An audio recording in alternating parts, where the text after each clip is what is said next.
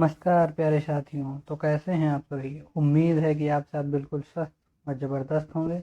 चलिए फिर शुरू करते हैं आज का सेशन एकदम बेहतरीन प्रश्नों के साथ, जो आपकी आने वाली प्रतियोगी परीक्षाओं के लिए बहुत ही महत्वपूर्ण होने वाले हैं। चलिए फिर देखते हैं आज का पहला प्रश्न।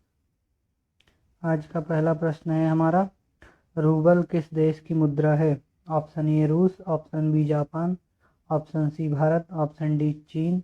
तो इसका जो सही उत्तर हो जाएगा ये हमारा ऑप्शन नंबर ए रूबल रूस की मुद्रा को कहते हैं। जापान की मुद्रा को हम एन कहते हैं। भारत की मुद्रा को रुपया, चीन की मुद्रा को युआन कहा जाता है। 100 रुपए की नोट जो आपको दिख रही है स्क्रीन पर, ये 100 रुपए की रूबल मुद्रा है। चलिए देखते हैं अगला प्रश्न। प्रश्न नंबर 2 है हमारा, संविधान सभा का संवैधानिक सलाहकार कौन था। Option A Pandit Jawaharlal Nehru, option B doctor B N Rau, option C K M Munshi, option C Sachchidananda Sinha. तो इसका जो सही उत्तर हो जाएगा वो हमारा option number B doctor B N Rau ji को संविधान का संवैधानिक सलाहकार के रूप में नियुक्त किया गया था। अगला प्रश्न है हमारा प्रश्न नंबर 3, बुद्ध जी को निर्वाण ज्ञान की प्राप्ति हुई। Option A Lumbini, option B Kushinagar, option C Bodh Gaya, option D Kaushambi. तो इसका जो सही उत्तर हो जाएगा यह हमारा ऑप्शन नंबर सी हो जाएगा। महात्मा बुद्ध जी को बोध गया में ज्ञान की प्राप्ति हुई थी। महात्मा बुद्ध जी को पीपल वृक्ष के नीचे निरंजना नदी के तट पर निरंजना नदी को ही फाल्गु नदी के नाम से जाना जाता है, ज्ञान की प्राप्ति हुई थी। अगला प्रश्न है हमारा प्रश्न नंबर 4, निम्नलिखित में कौन कर्नाटक का लोक नृत्य है। Option A Charkula, option B Yakshagana, option C Garba, option D Kathak. तो इसका जो सही उत्तर हो जाएगा वो हमारा ऑप्शन नंबर बी हो जाएगा। यक्षगान कर्नाटक का लोक नृत्य है। चरकुला हमारा उत्तर प्रदेश का लोक नृत्य है। गरबा हमारा गुजरात का, और कथक हमारा शास्त्रीय नृत्य है, ये भी उत्तर प्रदेश का शास्त्रीय नृत्य है। अगला प्रश्न है हमारा, कान्हा राष्ट्रीय उद्यान किस राज्य में स्थित है। Option A Uttar Pradesh, option B Madhya Pradesh, option C Rajasthan, option D Orissa. तो इसका जो सही उत्तर हो जाएगा हमारा ऑप्शन नंबर बी, कान्हा राष्ट्रीय उद्यान हमारा मध्य प्रदेश में स्थित है। अगला क्वेश्चन है हमारा, हमारे सौरमंडल में सबसे छोटा ग्रह कौन सा है। Option A Neptune, option B शुक्र, ऑप्शन सी बुध, ऑप्शन डी शनि। तो इसका जो सही उत्तर हो जाएगा हमारा ऑप्शन नंबर सी, बुध जो है हमारे सौरमंडल का सबसे छोटा ग्रह है। सबसे बड़ा ग्रह हमारे सौरमंडल का बृहस्पति है। शुक्र हमारे सौरमंडल का सबसे चमकीला ग्रह है तथा इसे पृथ्वी की बहन भी कहा जाता है। अगला प्रश्न है हमारा प्रश्न नंबर 7, नागार्जुन बांध किस नदी पर स्थित है। ऑप्शन ए गंगा नदी, ऑप्शन बी यमुना नदी, ऑप्शन सी कृष्णा नदी, ऑप्शन डी चिनाब नदी। तो इसका जो सही उत्तर हो जाएगा ये हमारा ऑप्शन नंबर सी हो जाएगा। नागार्जुन बांध कृष्णा नदी पर स्थित है। यह तेलंगाना राज्य में स्थित है, ये भी हम लोगों को ध्यान रखना है। अगला प्रश्न है हमारा प्रश्न नंबर 8, कांग्रेस का पहला अधिवेशन कहाँ हुआ था। Option A Calcutta, option B Bombay, option C Allahabad, option D Madras. तो इसका जो सही उत्तर हो जाएगा ये हमारा ऑप्शन नंबर बी हो जाएगा। कांग्रेस का पहला अधिवेशन बम्बई में 1885 ईस्वी में हुआ था।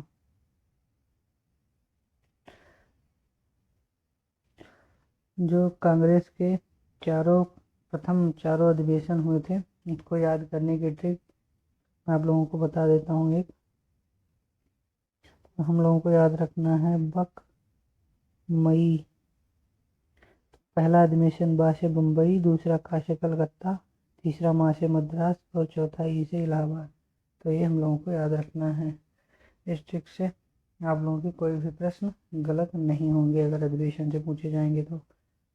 अगला प्रश्न है हमारा प्रश्न नंबर 9, लोनार झील कहाँ स्थित है? Option A Kerala, option B Manipur, option C Orissa, option D Maharashtra. तो इसका जो सही उत्तर हो जाएगा ये हमारा ऑप्शन नंबर डी के साथ चला जाएगा। लोनार झील हमारी महाराष्ट्र में स्थित है। केरल में हमारी पेरियार झील स्थित है। मणिपुर में हमारी लोकटक झील स्थित है और उड़ीसा में हमारी चिल्का झील स्थित है। ये भी हम लोगों को याद रखना है। अगला प्रश्न है हमारा प्रश्न नंबर 10, हर्यवंश के संस्थापक थे? Option A Bimbisara, option B Mahapadma Nanda, option C Vasudeva, option D Nannuk. तो इसका जो सही उत्तर हो जाएगा ऑप्शन नंबर ए हो जाएगा। बिंबिसार जी हर्यवंश के संस्थापक थे। महापद्म नंद जी नंद वंश के संस्थापक थे। ये भी हम लोगों को ध्यान रखना है। अगला प्रश्न है हमारा पारा की कमी से होने वाला रोग है? Option A itai, option B Minamata, option C हैजा, ऑप्शन डी पीलिया। तो इसका जो सही उत्तर हो जाएगा ये हमारा ऑप्शन नंबर बी हो जाएगा। पारा की कमी से होने वाला रोग मिनी माता है। इटाई रोग हमारे कैडमियम की कमी से होता है। हैजा व पीलिया जल प्रदूषण की वजह से होता है। अगला प्रश्न है हमारा प्रश्न नंबर 12, दक्षिण अमेरिका में पाए जाने वाला मैदान कौन सा है? Option A prairie, option B pampas, option C veld, option D steppes. तो इसका जो सही उत्तर हो जाएगा वो हमारा ऑप्शन नंबर बी हो जाएगा। दक्षिण अमेरिका में पंपास मैदान पाए जाते हैं। प्रेरी हमारा नॉर्थ अमेरिका में पाया जाता है। बेल्ट हमारा साउथ अफ्रीका में पाया जाता है और स्टेपीज मध्य एशिया में पाया जाता है। ये भी हम लोगों को ध्यान रखना है। अगला प्रश्न है हमारा प्लासी का युद्ध कब हुआ था?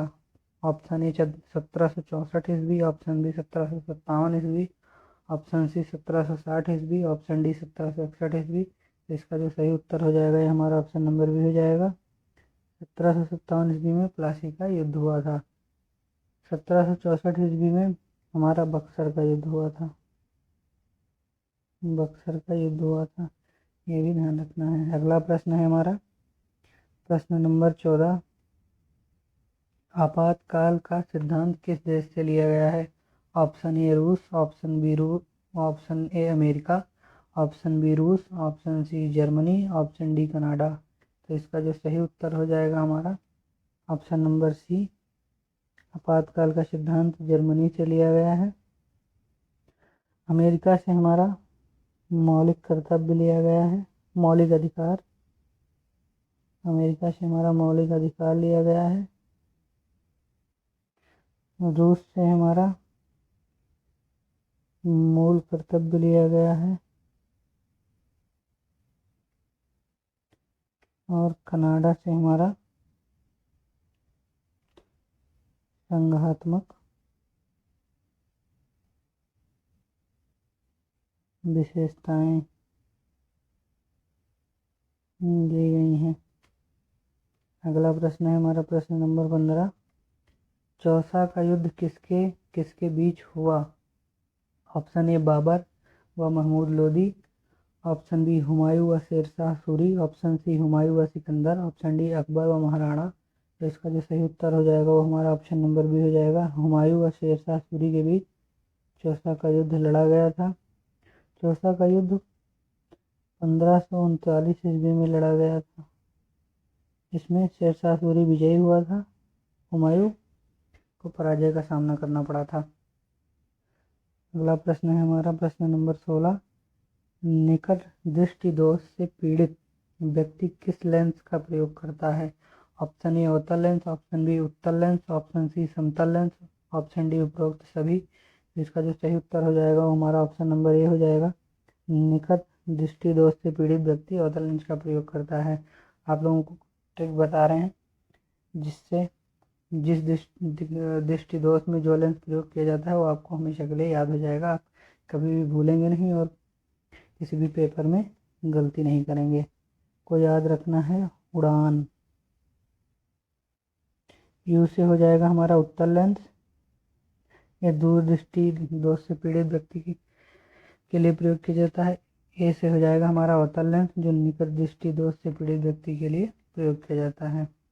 अगला प्रश्न है हमारा प्रश्न नंबर 17, हड्डियों का अध्ययन कहलाता है। Odontology, option B osteology, option C cardiology, option D anthology.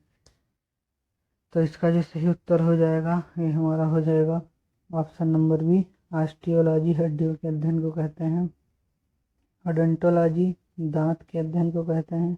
Cardiology हृदय के अध्ययन को कहते हैं और एंथोलॉजी फूलों के अध्ययन को कहते हैं। ये भी हमें ध्यान रखना है। अगला प्रश्न है प्रश्न नंबर 18 हमारा, भारतीय राष्ट्रीय कांग्रेस के संस्थापक थे। Option A Pandit Nehru, option B Mahatma Gandhi, option C A O Hume, option D C R दास।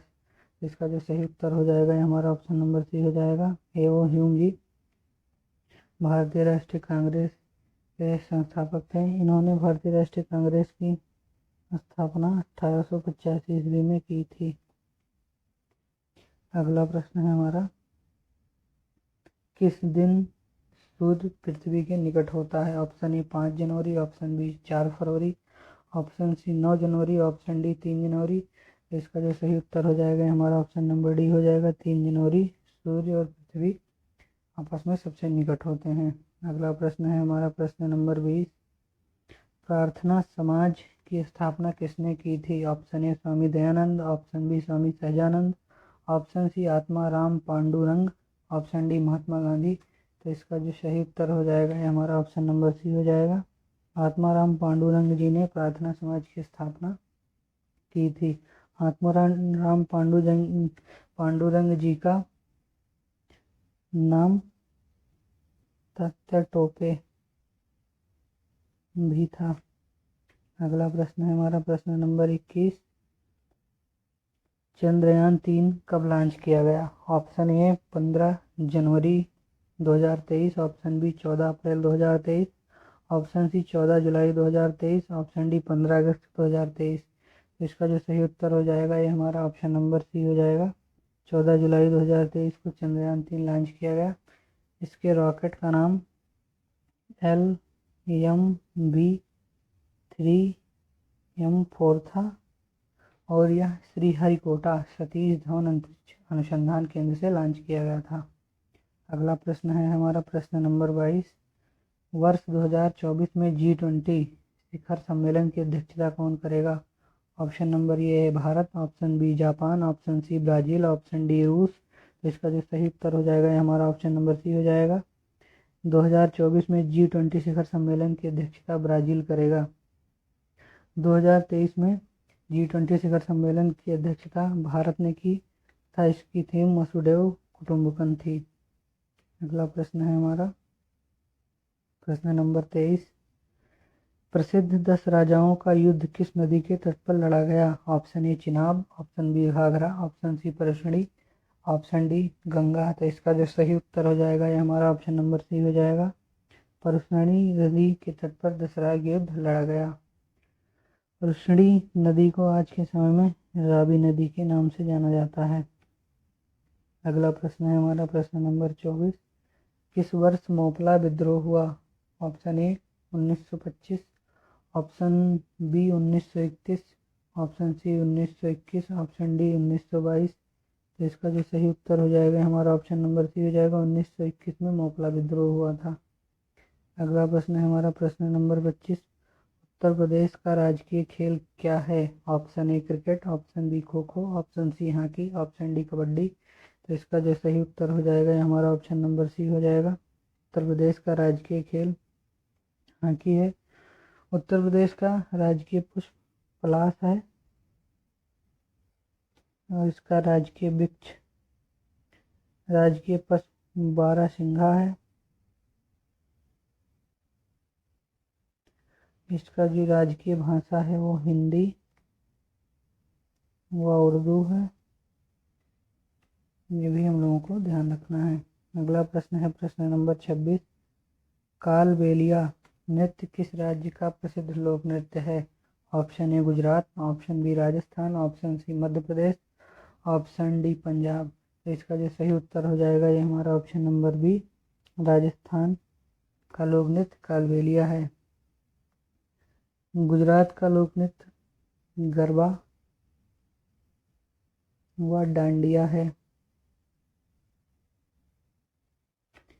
मध्य प्रदेश का लोक नृत्य काठी व मटकी है। पंजाब का लोक नृत्य है हमारा भांगड़ा, गिद्ध व डफ। ये भी हम लोगों को ध्यान रखना है। प्रश्न नंबर 27 है हमारा, किसान क्या करे लेख किसने लिखा है? Option A Mahatma Gandhi, option B Swami Dayanand, option C Swami Sahajanand, option D Subhash Chandra Bose. तो इसका जो सही उत्तर हो जाएगा ये हमारा option number C, Swami Sahajanand ji के द्वारा किसान क्या करे नामक लेख लिखा गया है। अगला प्रश्न है हमारा प्रश्न नंबर 28। जमशेदपुर लेबर एसोसिएशन की स्थापना 1920 ईस्वी में किसने की? Option A B G Tilak, option B Surendra Nath Haldar, option C Pandit Jawaharlal Nehru, option D C R Das. तो इसका जो सही उत्तर हो जाएगा हमारा ऑप्शन नंबर बी हो जाएगा, सुरेंद्र नाथ हलधर जी के द्वारा जमशेदपुर लेबर एसोसिएशन की स्थापना 1920 ईस्वी में की गई। अगला प्रश्न है हमारा प्रश्न नंबर 29। 1922 ईस्वी में भारतीय राष्ट्रीय कांग्रेस के गया अधिवेशन के अध्यक्ष थे? Option A W C. Majumdar, option B R Ambedkar, option C R Das, option D Bhagat Singh. तो इसका जो सही उत्तर हो जाएगा ये हमारा ऑप्शन नंबर सी हो जाएगा, सी आर दास जी 1922 में भारतीय राष्ट्रीय कांग्रेस के गया अधिवेशन के अध्यक्ष थे। सी आर दास जी को ही देश बंधु के नाम से जाना जाता है। यह भी हम लोगों को ध्यान रखना है। अगला प्रश्न है हमारा प्रश्न नंबर 30। हाल ही में दुनिया की सबसे ऊंची डॉक्टर बी आर अम्बेडकर की सामाजिक न्याय की प्रतिमा का उद्घाटन कहाँ हुआ है? Option A Madhya Pradesh, option B Andhra Pradesh, option C Telangana, option D Maharashtra. तो इसका जो सही उत्तर हो जाएगा हमारा ये हमारा हो जाएगा ऑप्शन नंबर बी, आंध्र प्रदेश के विजयवाड़ा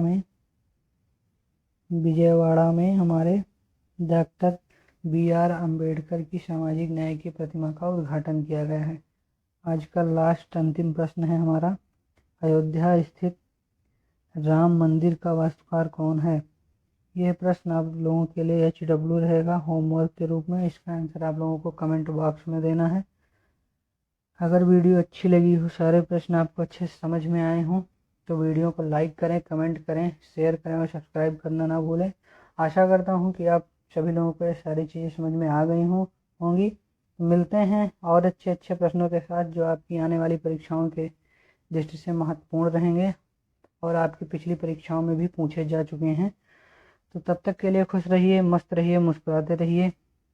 जय हिंद, जय भारत, जय मां सरस्वती। धन्यवाद।